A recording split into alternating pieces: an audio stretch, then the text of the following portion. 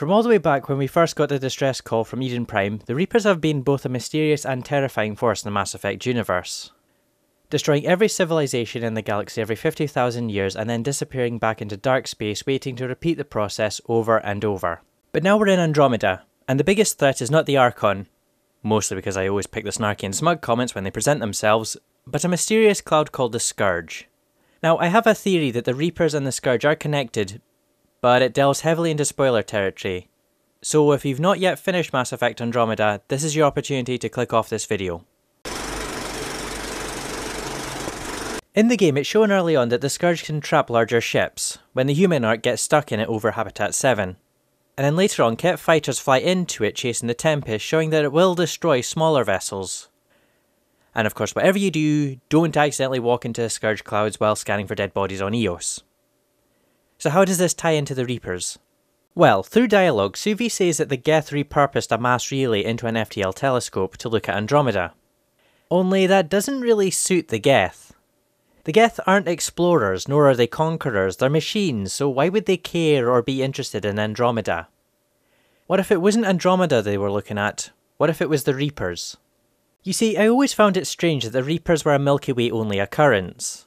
I always thought they went from galaxy to galaxy, purging all life from each of them. And if that was the case, then likely the Geth that worshipped the old machines, as Legion called them, may have been trying to monitor the Reapers' arrival.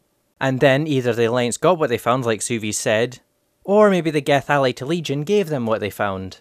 And thus the Andromeda initiative was started.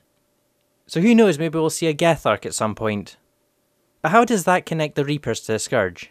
Well, if the Reapers do go from galaxy to galaxy, as I suspected, then the logical choice to escape them would be to go where they've just been.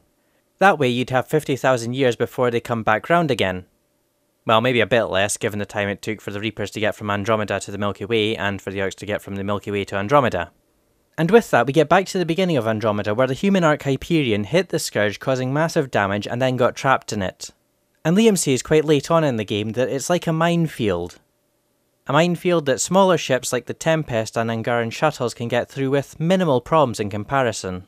So my theory is that the Scourge was put there in the Helios cluster as a weapon, trap, or maybe as a deterrent for the Reapers by the people they were wiping out. As a shield or way to protect some spoiler things.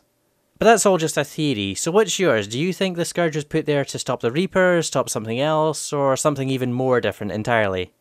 Please tell me down below. Mind you, in researching this I found out that in 4 billion years the Milky Way and Andromeda galaxies will crash into each other, so yeah.